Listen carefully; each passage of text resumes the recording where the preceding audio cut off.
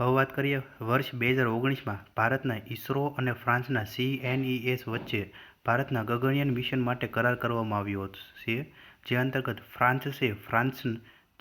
France ભારતના અંતરિક્ષ યાત્રીઓને તાલીમ પૂરી પાડશે તથા લાઈફ સપોર્ટ સિસ્ટમને ડિઝાઇન અને સ્પેસ મેડિસિનના સંશોધનોનો સહયોગ પ્રદાન કરશે. વર્ષ 2020માં ભારતના ઇસરો અને ફ્રાન્સના CNES વચ્ચે સ્પેસ સિચ્યુએશનલ અવેરનેસ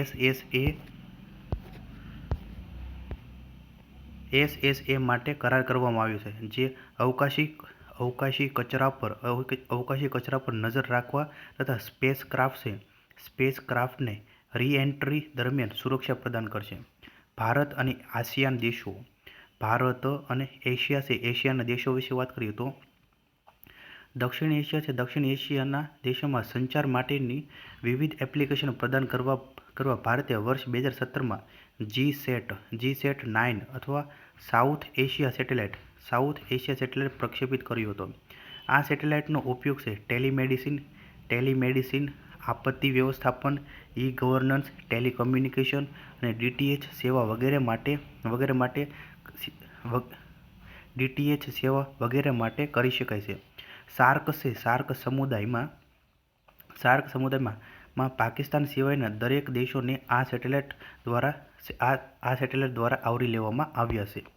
ભારત કૃષિ, મત્સ્ય ઉદ્યોગ, જળ સંશોધન અને આપત્તિ વ્યવસ્થાપન જેવા કાર્યો માટે ઇન્ડિયન રિમોટ સેન્સિંગ સેટેલાઇટ દ્વારા મળતી માહિતી મિત્ર દેશોને આપે છે, જે અન્ય દેશો સાથે ભારતની મિત્રતામાં વધારો કરે છે.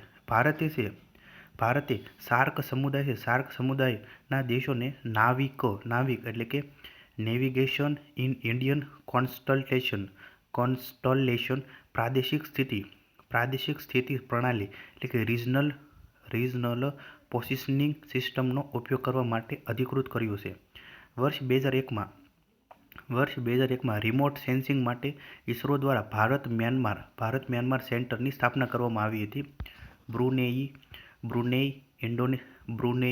ઇન્ડોનેશિયા અને મોરિશિયસમાં આવેલ આંતરરાષ્ટ્રીય સ્ટેશનોનું સંચાલન ISRO telemetry tracking and command network એટલે કે ઇસ્ટ્રેક દ્વારા કરવામાં આવે છે.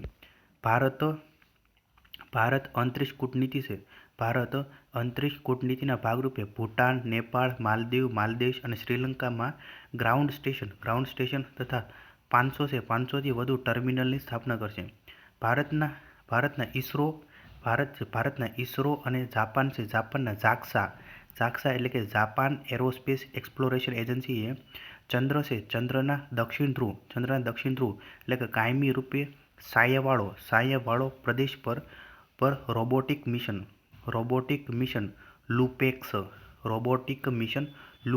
લુપેક્સ મોકલવાની યોજના ઘડી છે. આ મિશન અંતર્ગત ચંદ્ર પર લેન્ડર અને રોવર મોકલવામાં આવશે. ભારત એશિયાના વિવિધ દેશો જેવા કે સિંગાપોર, ઇન્ડોનેશિયા, મલેશિયા વગેરેને PSLV રોકેટ દ્વારા વિશ્વાસપાત્ર અને ખર્ચ અસરકારક રીતે ઉપગ્રહ પ્રક્ષેપિત કરવાની સુવિધા પ્રદાન કરે છે. જાણવા જેવું છે. વર્ષ 2023માં ભારતના સતીશ ધવન સ્પેસ સ્ટેશન હરિકોટા ખાતેથી PSLV-C-56 રોકેટની મદદથી સિંગાપોરના 7 સેટેલાઇટ પ્રક્ષેપિત કરવામાં આવ્યા છે. આ સેટેલાઇટમાં DSAR એટલે કે સિન્થેટિક અપેર્ચર રડાર સેટેલાઇટ મુખ્ય છે, જેને NIO એટલે કે નિયર અર્થ ઓર્બિટમાં પ્રક્ષેપિત કરવામાં આવ્યું છે. DSAR સેટેલાઇટને સિંગાપોર સરકારની ડિફેન્સ સાયન્સ એન્ડ ટેકનોલોજી એટલે DSTA અને ST એન્જિનિયરિંગ વચ્ચેની ભાગીદારી હેઠળ વિકસાવવામાં આવ્યું છે. તેનો હેતુ છે સિંગાપોર દેશના નકશા બનાવવાનો છે. સ્પેસ ડિપ્લોમેસી છે.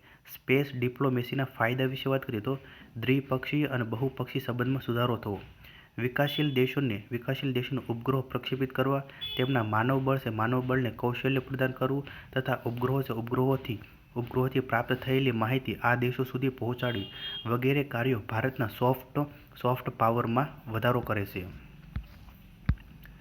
ચંદ્રયાન, મંગળયાન જેવા જટિલ મિશનના સફળતાપૂર્વક સંચાલનના પરિણામે ભારત પોતાની તકનીકી કુશળતાને આંતરરાષ્ટ્રીય કૂટનીતિક સ્તર પર પ્રદર્શિત કરી શકે છે. ભારતના સંરક્ષણના હિતોનું રક્ષણ કરવા માટે મદદરૂપ થાય છે. દાખલા તરીકે એસેટ ટેસ્ટ, જે શક્તિ મિશન, જળવાયુ પરિવર્તન અને આપત્તિ વ્યવસ્થાપન ક્ષેત્રમાં આંતરરાષ્ટ્રીય સહકાર સ્થાપવામાં સહાયરૂપ થાય છે. અંતરિક્ષને લગતા નવા નિયમો તથા નીતિઓના નિર્માણમાં સ્પેસ ડિપ્લોમેસી એક પ્રબળ પ્લેટફોર્મ પ્રદાન કરે છે. સ્પેસ ડિપ્લોમસી સાથે સંકળાયેલ સમસ્યાઓ વિશે વાત કરીએ તો વધતું જતું અવકાશી શસ્ત્રીકરણ. સ્પેસ ડિપ્લોમસી રાષ્ટ્રો વચ્ચેની અસમાનતામાં વધારો કરે છે, કારણ કે તે વિકાસશીલ રાષ્ટ્રોને વિકસિત અથવા અવકાશ તકનીક ધરાવતા દેશો પર નિર્ભર બનાવે છે. આંતરરાષ્ટ્રીય સ્તરે શાંતિપૂર્ણ અને માનવજાતના વિકાસ માટે અવકાશનો ઉપયોગ માટેના કરારનો અભાવ જોવા મળે છે.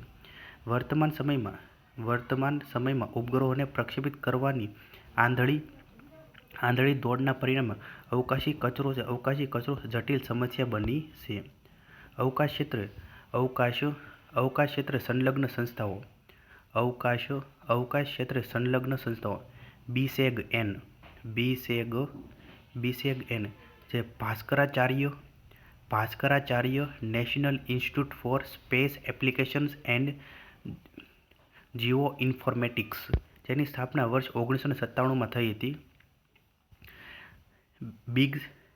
BSEG-N એટલે કે Bhaskaracharya national institute for space application and geo informatics, જેની સ્થાપના વર્ષ 1997માં મુખ્યાલય છે ગાંધીનગર ખાતે. આ સંસ્થા પૂર્વે રિમોટ સેન્સિંગ અને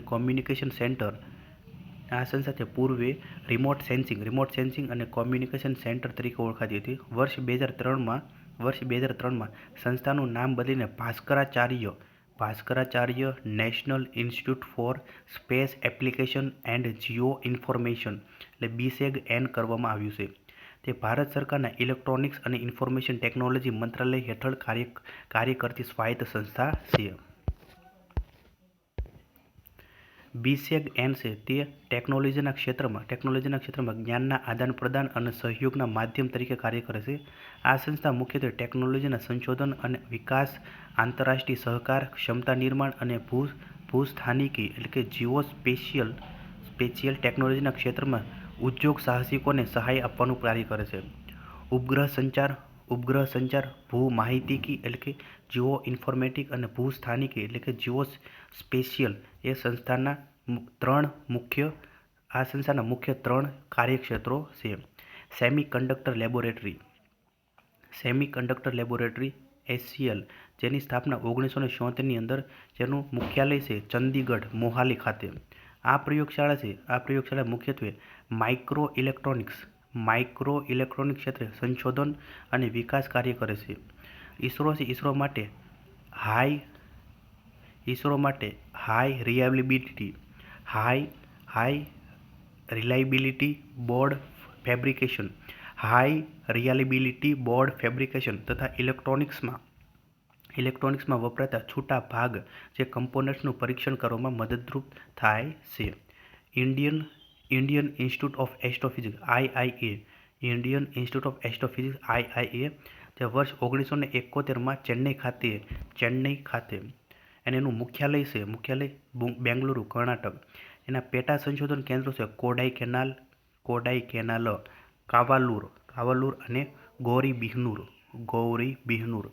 આ સંસ્થાની શરૂઆત વર્ષ 1786માં એક ખાનગી વૈદ્યશાળા મદ્રાસ વૈદ્યશાળા તરીકે થઈ હતી, જે વર્ષ 1899માં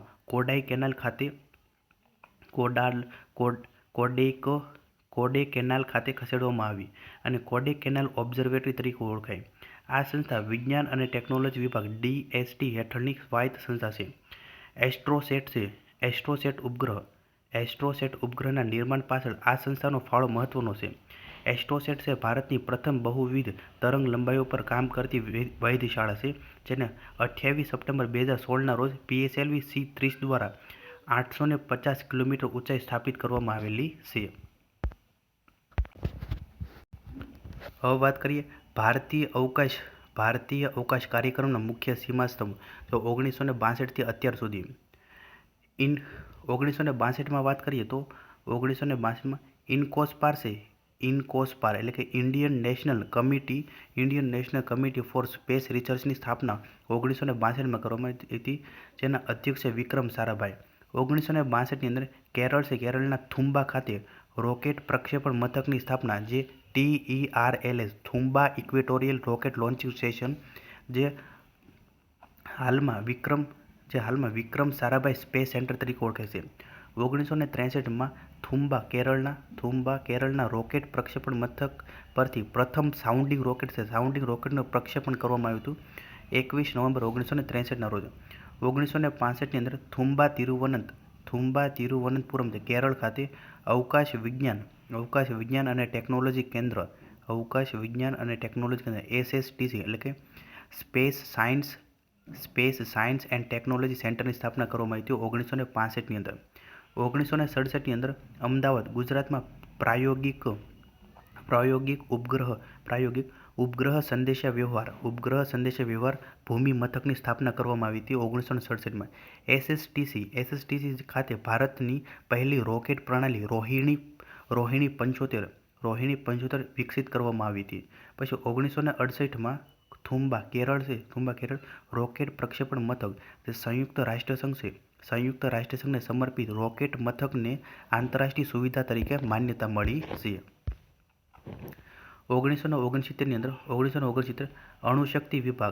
અણુશક્તિ વિભાગ એટલે કે ડિપાર્ટમેન્ટ ઓફ એટોમિક એનર્જી અંતર્ગત ઇસરોની સ્થાપના, જે બેંગલુરુ, કર્ણાટક ખાતે 15 ઓગસ્ટ 1969ની અંદર ઇસરોની સ્થાપના કરવામાં આવી હતી.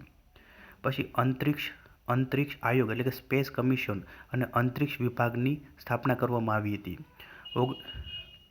1972ની અંદર અંતરિક્ષ આયોગ અને અંતરિક્ષ વિભાગની સ્થાપના કરવામાં આવી હતી. પછી ઇસરોનો અંતરિક્ષ વિભાગ એટલે ડિપાર્ટમેન્ટ ઓફ સ્પેસમાં એનો સમાવેશ થયો છે. 1972થી લઈને 1974 દરમિયાન વૈજ્ઞાનિક દૂરસંવેદન પ્રયોગોનું સંચાલન. પછી સ્વાયત્ત સંસ્થા છે. પછી 1975ની અંદર સ્વાયત્ત સંસ્થામાંથી સરકારી સંસ્થામાં ઇસરોનું રૂપાંતર 1 એપ્રિલ 1975ની અંદર પ્રથમ ભારતીય ઉપગ્રહ આર્યભટ્ટનું સોવિયત યુનિયન એટલે કે રશિયા ખાતેથી પ્રક્ષેપણ કરવામાં આવ્યું હતું 19 એપ્રિલ 1975. પછી 1975-76ની અંદર ઉપગ્રહ પ્રશિક્ષણાત્મક ટેલિવિઝન પ્રયોગ. 1975-76માં ઉપગ્રહ પ્રશિક્ષણાત્મક ટેલિવિઝન પ્રયોગ એટલે કે SITE સેટેલાઇટ ઇન્સ્ટ્રક્શનલ ટેલિવિઝન એક્સપેરિમેન્ટનું સંચાલન કરવામાં આવ્યું હતું. 1977ની અંદર ઉપગ્રહ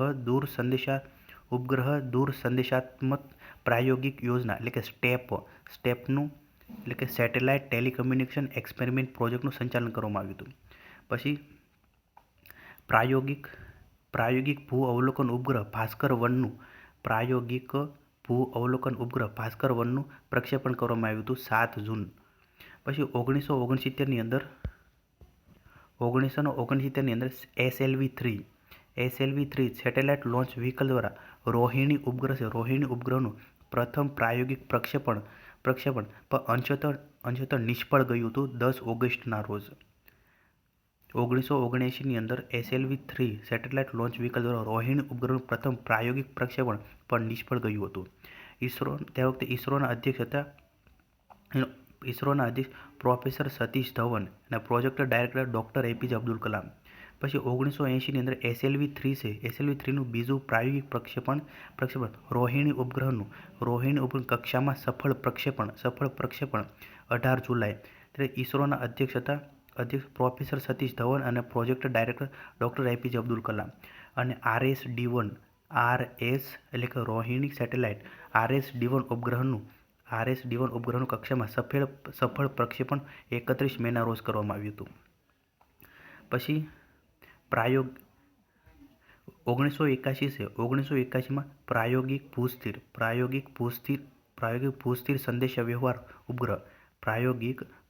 સંદેશાવ્યવહાર ઉપગ્રહ એટલે કે એપલનું ફ્રેન્ચ ગુયાના ખાતેથી સફળ પ્રક્ષેપણ 19 જૂનના દિવસે. SLV-3 રોકેટનું પ્રથમ વિકાસાત્મક પ્રક્ષેપણ 18 જુલાઈ. ભાસ્કર 2 છે. ભાસ્કર 2 ઉપગ્રહનું કક્ષામાં પ્રક્ષેપણ 20 નવેમ્બર 1981ના રોજ. પછી 1982 છે. 1982 INSAT-1A એટલે કે ઇન્ડિયન નેશનલ સેટેલાઇટ સિસ્ટમ ઉપગ્રહનું પ્રક્ષેપણ 10 એપ્રિલ તે 6 સપ્ટેમ્બરથી ઉપગ્રહનું કાર્ય સ્થગિત થયું હતું.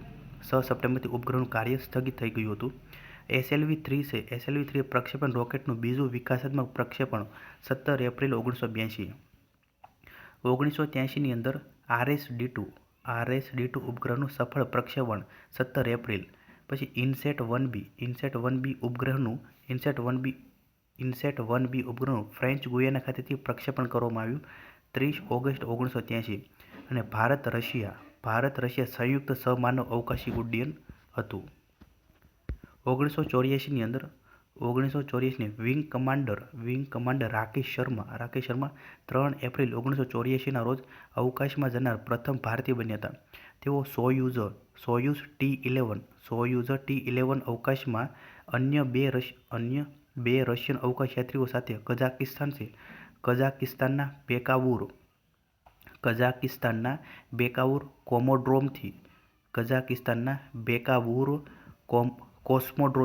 કોસ્મોડ્રોમથી અવકાશમાં ગયા હતા.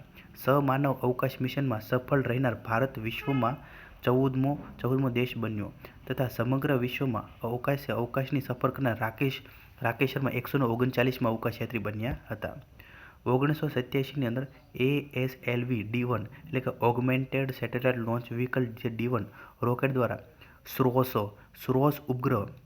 એટલે કે structured Rohini satellite series SROS ઉપગ્રહનું પ્રક્ષેપણ પરંતુ નિષ્ફળ ગયું હતું. પ્રથમ દૂર સંવેદન ઉપગ્રહ IRS-1A ઇન્ડિયન રિમોટ સેન્સિંગનું પ્રક્ષેપણ 17 માર્ચ 1987ના રોજ થયું હતું. પછી 1988ની અંદર INSAT-1C ઉપગ્રહનું પ્રક્ષેપણ 21 જુલાઈ અને નવેમ્બર 1989માં ઉપગ્રહનું કાર્ય સ્થગિત થયું હતું. ASLV augmented satellite launch vehicle જે ASLV-D2 પ્રક્ષેપણ રોકેટ દ્વારા SROS-2 ઉપગ્રહનું પ્રક્ષેપણ પરંતુ નિષ્ફળ ગયું હતું. 1990ની અંદર INSAT-1D ઉપગ્રહનું અમેરિકાના ફ્લોરિડા ખાતેથી પ્રક્ષેપણ થયું હતું 12 જૂનના રોજ. 1991ની અંદર કાર્યાન્વિત કક્ષા એટલે કે ઓપરેશનલ ઓર્બિટના બીજા દૂર સંવેદન ઉપગ્રહ IRS-1B છે. IRS-1B કઝાકિસ્તાનના બેકાનુર ખાતેથી પ્રક્ષેપણ થયું હતું. પછી શ્રીહરિકોટા ખાતેથી ASLV-D3 પ્રક્ષેપક રોકેટ દ્વારા SROS-3 ઉપગ્રહનું નિર્ધારિત કક્ષામાં સફળ પ્રક્ષેપણ થયું હતું. 1992માં ભારતમાં નિર્માણ થયેલા બીજી પેઢીના INSAT-2 શ્રેણીના પહેલા ઉપગ્રહ INSAT-2A ફ્રેન્ચ ગુયાના ખાતેથી એરિયન રોકેટ દ્વારા પ્રક્ષેપણ થયું હતું 10 જુલાઈ 1992. INSAT-2 શ્રેણીના બીજા ઉપગ્રહ INSAT-2Bનું પ્રક્ષેપણ થયું હતું 23 જુલાઈ 1992. 1993ની અંદર PSLV-D1 જે polar satellite launch vehicle D1 પ્રક્ષેપણ રોકેટ દ્વારા IRS-1E ઉપગ્રહનું નિર્ધારિત ધ્રુવીય કક્ષામાં પ્રક્ષેપણ પરંતુ નિષ્ફળ રહ્યું હતું. પછી ASLV-D4 પ્રક્ષેપણ રોકેટ દ્વારા SROS-C2 ઉપગ્રહનું કક્ષામાં સફળ પ્રક્ષેપણ થયું હતું. 1994ની અંદર PSLV-D2 પ્રક્ષેપણ રોકેટ દ્વારા IRS-P2 ઉપગ્રહનું ધ્રુવીય સૂર્યસ્થિત કક્ષામાં સફળ પ્રક્ષેપણ જે 15 ઓક્ટોબર 1994 જે PSLVનું પ્રથમ સફળ પ્રક્ષેપણ હતું. PSLVનું પ્રથમ સફળ પ્રક્ષેપણ PSLV-D2 જે 1994ની અંદર ઇનસેટ 2 છે. ઇનસેટ 2 શ્રેણીના ત્રીજા ઉપગ્રહ ઇનસેટ 2Cનું પ્રક્ષેપણ 7 ડિસેમ્બર 1994ની અંદર. પછી 1995ની અંદર ત્રીજા 1995 ઇનસેટ 2 શ્રેણીના ત્રીજા ઉપગ્રહ ઇનસેટ 2Cનું પ્રક્ષેપણ થયું હતું. ત્રીજા દૂર સંવેદન ઉપગ્રહ IRS-1Cનું પ્રક્ષેપણ 28 ડિસેમ્બર. પછી 1996ની અંદર PSLV-D3 પ્રક્ષેપણ રોકેટ દ્વારા IRS-P3 ઉપગ્રહનું ધ્રુવીય સૂર્ય સ્થિર કક્ષામાં સફળ પ્રક્ષેપણ થયું હતું 21 માર્ચ 1996ની અંદર. ઇનસેટ શ્રેણી છે. ઇનસેટ શ્રેણીના ચોથા ઉપગ્રહ ઇનસેટ 2D છે. ઇનસેટ 2Dનું પ્રક્ષેપણ જે 4 જૂન. પછી ઓક્ટોબર 1997ની અંદર 1997માં વિદ્યુત શક્તિ પુરવઠાની સમસ્યાને કારણે તેનું કાર્ય સ્થગિત થયું હતું. PSLV-C1 polar satellite launch vehicle જે કોમર્શિયલ 1 પ્રક્ષેપણ રોકેટ દ્વારા IRS-1D ઉપગ્રહનું નિર્ધારિત કક્ષામાં પ્રક્ષેપણ થયું હતું. પછી 1997ની અંદર 19 નવેમ્બર 1997ના રોજ અમેરિકન અંતરિક્ષયાન કોલંબિયા દ્વારા અવકાશમાં જનાર પ્રથમ ભારતીય મહિલા કલ્પના ચાવલા બન્યા હતા. જે ફેબ્રુઆરી 2003માં તેઓ કોલંબિયા અવકાશયાન દ્વારા પૃથ્વી પર પરત ફરતી વખતે અવકાશયાનમાં દુર્ઘટના સર્જાતા તેઓનું અવસાન થયું હતું. તેમના નામ પરથી ભારતના પ્રથમ હવામાન ઉપગ્રહનું નામ કલ્પના-1 રાખવામાં આવ્યું હતું. ઇનસેટ શ્રેણીનો ઉપગ્રહ ઇનસેટ-2E ફ્રેન્ચ ગુયાનાના કુરુ મથકેથી એરિયન રોકેટ દ્વારા પ્રક્ષેપિત કરવામાં આવ્યું હતું. 1999 PSLV-C2 પ્રક્ષેપણ રોકેટ દ્વારા ભારતનો IRS-P4 એટલે કે ઓશિયનસેટ 1. પછી કોરિયાનો કિટસેટ 3 અને જર્મનીનો DLR ટ્યુબસેટ ઉપગ્રહ એકસાથે સફળતાપૂર્વક પ્રક્ષેપિત કર્યો હતો. 2000ની અંદર ઇનસેટ 3 શ્રેણીનો ઇનસેટ 3B ઉપગ્રહ એરિયન રોકેટ દ્વારા ફ્રેન્ચ ગુયાનાના કુરુ મથકેથી પ્રક્ષેપિત થયો હતો. GSLV-D1 જે geosynchronous satellite launch vehicle D1 રોકેટનું પ્રથમ સફળ પ્રક્ષેપણ થયું હતું. GSAT-1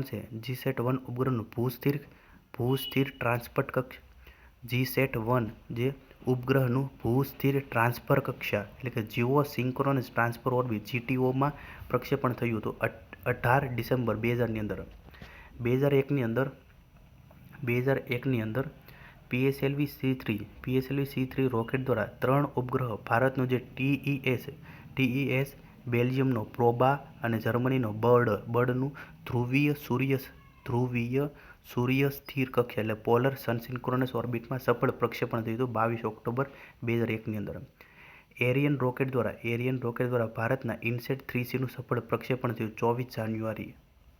પછી 24 જાન્યુઆરી 2002ની અંદર PSLV-C4 રોકેટ દ્વારા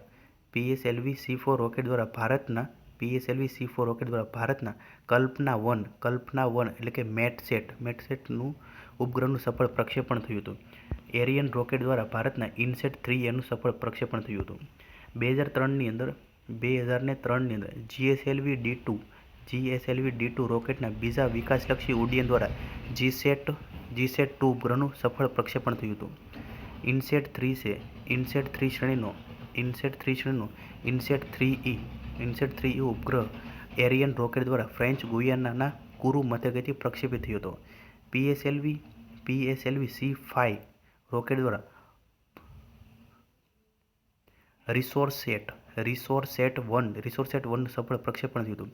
2004ની અંદર GSLV-F1 જે geosynchronous satellite launch vehicle F1 rocket દ્વારા ઇડ્યુસેટ ઉપગ્રહનું ભૂ-સમક્રમિત સ્થાનાંતરણ કક્ષામાં સફળ પ્રક્ષેપણ થયું હતું.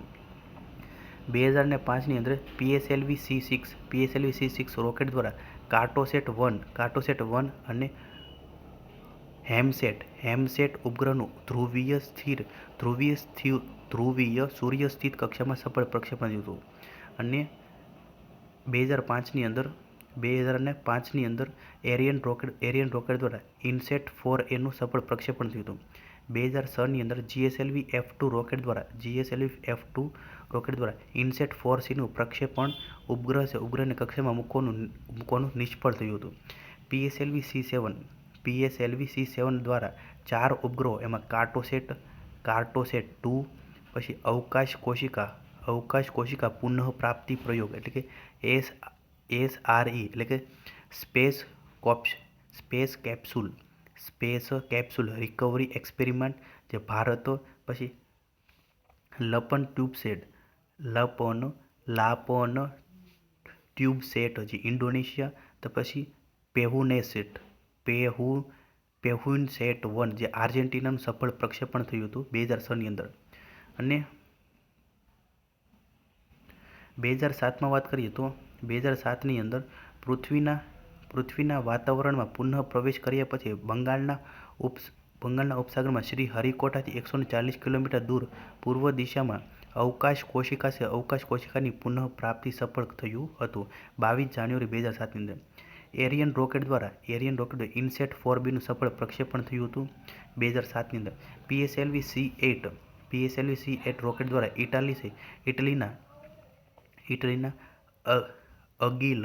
અગિલ ઉપગ્રહનું સફળ પ્રક્ષેપણ થયું. GSLV F4 રોકેટ દ્વારા ઇનસેટ 4CR ઉપગ્રહનું સફળ પ્રક્ષેપણ થયું હતું 2007ની અંદર. હવે વાત કરીએ 2008ની અંદર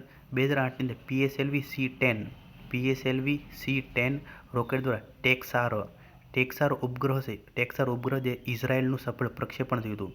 PSLV C9 દ્વારા 10 ઉપગ્રહનું સફળતાપૂર્વક પ્રક્ષેપણ, જેમાં ભારતનો કાર્ટોસેટ 2A, ભારતીય લઘુ ઉપગ્રહ એટલે કે IMS ઇન્ડિયન મિની સેટેલાઇટ તથા આંતરરાષ્ટ્રીય ગ્રાહકો માટે 8 નેનો ઉપગ્રહ જે 28 એપ્રિલ 2008ના રોજ સફળ થયું હતું. PSLV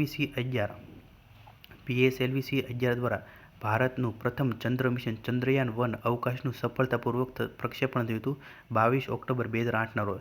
PSLV C12 દ્વારા રીસેટ 2 જે રડાર ઇમેજિંગ સેટેલાઇટ તથા એન્યુસેટ ઉપગ્રહોનું સફળ પ્રક્ષેપણ થયું હતું. 2009ની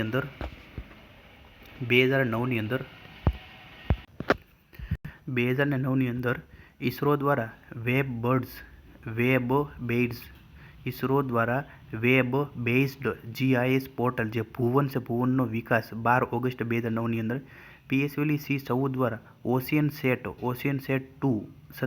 ઓશિયનસેટ 2 તથા 6 નેનો ઉપગ્રહોનું સફળ પ્રક્ષેપણ કર્યું હતું. GSLV માર્ક 3ના S200ના પ્રવાહી બૂસ્ટર રોકેટનું સ્થાયી પરીક્ષણ કર્યું હતું. GSLV D3 દ્વારા GSAT 4 ઉપગ્રહનું પ્રક્ષેપણ થયું હતું. GSLV C15 દ્વારા ભારતનો કાર્ટોસેટ 2B સ્ટુડન્ટ સેટેલાઇટ, પછી અલ્જીરિયાનો ALSat 2A અને કેનેડાનો NLS 6.1 તથા NLS 6.2નું સફળ પ્રક્ષેપણ થયું હતું. પછી 2010ની અંદર વાત કરીએ તો 2010ની અંદર GSLV માર્ક 3ના લિક્વિડ 110 પ્રવાહી તબક્કાનું સ્થાયી પરીક્ષણ સફળ થયું હતું. ઇસરો અને યુરોપિયન અંતરિક્ષ સંસ્થા EADS એસ્ટ્રિયમ સંયુક્ત રીતે તૈયાર થયેલા હાઇલસ ઉપગ્રહ લોન્ચ થયો હતો. GSLV F6 દ્વારા GSAT 5N ઉપગ્રહનું પ્રક્ષેપણ થયું હતું પરંતુ નિષ્ફળ ગયું હતું. PSLV C16 દ્વારા ભારતના રિસોર્સેટ 2, પછી યુથસેટ તથા સિંગાપોરના ઉપગ્રહ એક્સેટનું સફળતાપૂર્વક પ્રક્ષેપણ કર્યું હતું. પછી 2011ની અંદર એરિયન રોકેટ છે. એરિયન રોકેટ દ્વારા ભારતના સંદેશા વ્યવહાર ઉપગ્રહ GSAT-8નું સફળ પ્રક્ષેપણ થયું હતું. પછી PSLV-C-17 દ્વારા ભારતના સંદેશા વ્યવહાર ઉપગ્રહ GSAT-12નું સફળ પ્રક્ષેપણ થયું હતું. GSLV માર્ક 3ના બૂસ્ટર S-200 બીજું સ્થાયી પરીક્ષણ સફળ રહ્યું હતું. PSLV-C-18 દ્વારા ભારતીય ફ્રેન્ચ ઉપગ્રહ મેગાટ્રોપિક્સ તથા બીજા 3 ઉપગ્રહો એમાં ઝુગનુ છે IIT કાનપુર, પછી SRM સેટ જે SRM યુનિવર્સિટી ચેન્નઈ, પછી વિસલસેટ જે લક્ઝમબર્ગનું સફળ પ્રક્ષેપણ કર્યું હતું. PSLV-C-19 દ્વારા ભારતના પ્રથમ રડાર પ્રતિબિંબ ઉપગ્રહ RISAT-1 છે RISAT-1નું સફળ પ્રક્ષેપણ કર્યું હતું.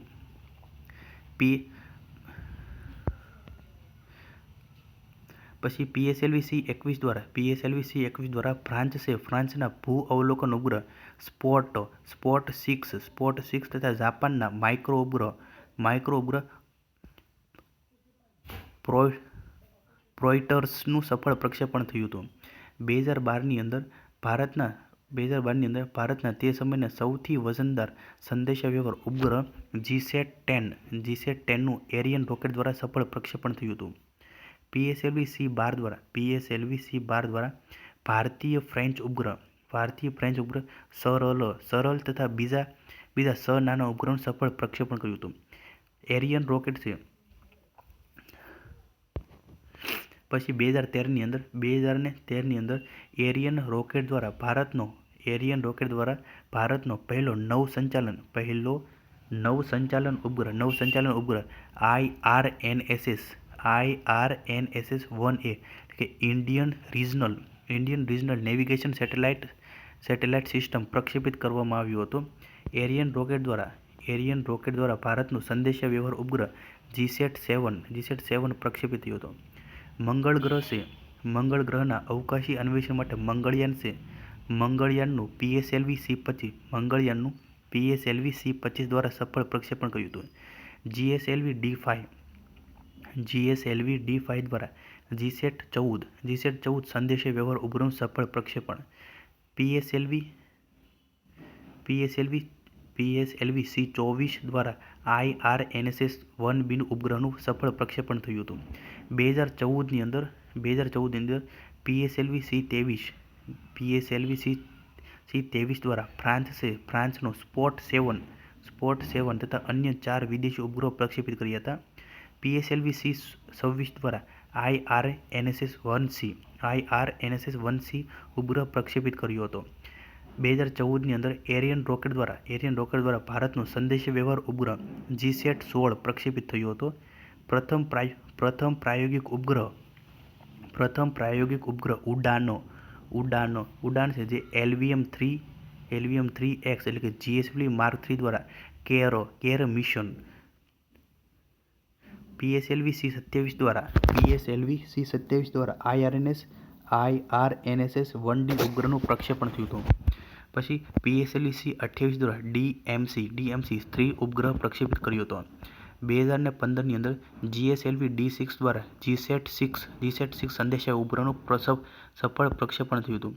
PSLV-C-29 દ્વારા ભારતનો એસ્ટ્રોસેટ, ઇન્ડોનેશિયાનો લપન A2, કેનેડાનો NLS-14 અને અમેરિકાના 4 લેમુર ઉપગ્રહો પ્રક્ષેપિત કર્યા હતા. એરિયન રોકેટ દ્વારા ભારતનો સંદેશા વ્યવહાર ઉપગ્રહ GSAT-15 પ્રક્ષેપિત કરવામાં આવ્યો હતો 10 નવેમ્બરના રોજ. પછી PSLV-C-29 દ્વારા ટેલિકમ્યુનિકેશન TEL-OS ઉપગ્રહ પ્રક્ષેપિત કરવામાં આવ્યો હતો. આ બધું જવા દેવું. પછી આ યાદ રાખવાનું છે. 2016ની અંદર RLV-TD reusable launch vehicle technology development programme થયો 23 મે 2016ના રોજ. 2016ની અંદર RLVTD reusable launch vehicle technology demonstration. પછી PSLV C-34 દ્વારા કાર્ટોસેટ 2 શ્રેણીના ઉપગ્રહનું પ્રક્ષેપણ થયું હતું. ઈસરો દ્વારા સ્ક્રેમજેટ એન્જિનનું પ્રક્ષેપણ થયું હતું. ઈસરો દ્વારા સ્ક્રેમજેટ એન્જિનનું પ્રક્ષેપણ 2016ની અંદર થયું હતું. PSLV ક્યારે 2016ની અંદર PSLV C-37 દ્વારા કાર્ટોસેટ 2 શ્રેણીના ઉપગ્રહ સાથે કુલ 104 ઉપગ્રહ પ્રક્ષેપિત કરવામાં આવ્યા હતા. પછી 2017ની અંદર GSLV Mark III D1 દ્વારા સંદેશાવ્યવહાર ઉપગ્રહ GSAT-19 પ્રક્ષેપિત કરવામાં આવ્યો હતો. પછી 2017ની અંદર GSLV Mark III દ્વારા સંચાર ઉપગ્રહ GSAT-19 ને ભૂ-સ્થિર ટ્રાન્સફર કક્ષા એટલે કે જીઓ સિંક્રોનસ ટ્રાન્સફર ઓર્બિટમાં GTOમાં પ્રક્ષેપિત કરાયો હતો. પછી 2018ની અંદર PSLV C-43 દ્વારા અર્થ ઓબ્ઝર્વેશન સેટેલાઇટ જે હાઇપર સ્પેક્ટ્રમ ઇમેજિંગ સર્વિસીસનું જે સન સિન્ક્રોનસ પોલાર ઓર્બિટમાં પ્રક્ષેપણ થયું હતું.